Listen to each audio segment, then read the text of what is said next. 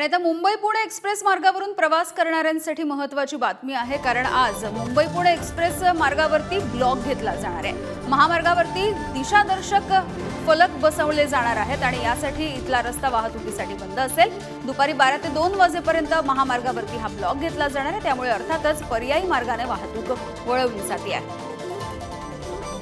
प्रवीण जाधव आमचे प्रतिनिधी आहेत आपल्या सोबत। प्रवीण, काय अपडेट्स आहेत, कशा पद्धतीने आता वाहतूक व्यवस्थेमध्ये बदल केले आहेत? यामिनी, नक्कीच आज दुपारी 12 ते 2च्या दरम्यान जे प्रवासी मुंबई पुणे एक्सप्रेस हायवेवरून प्रवास करणार आहेत त्यांच्यासाठी ही महत्त्वाची बातमी आहे।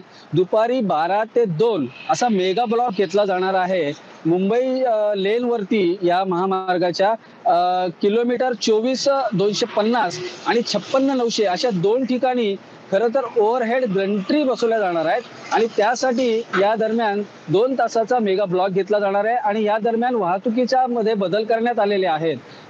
पुण्याकडून मुंबईकडे येणारी जी वाहतूक आहे ती पहिल्यांदा खोपोली एक्झिट वरून जुन्या महामार्गावरती वळवली जाईल आणि त्यानंतर पुढे येणारी जी वाहनं आहेत ती खालापूर टोल नाक्यावरून पुन्हा त्यामुळे या ब्लॉकच्या वेळेमध्ये सुद्धा जर प्रवास करायचा असेल तर नियोजन करावं लागणार आहे। धन्यवाद प्रवीण या अपडेटसाठी।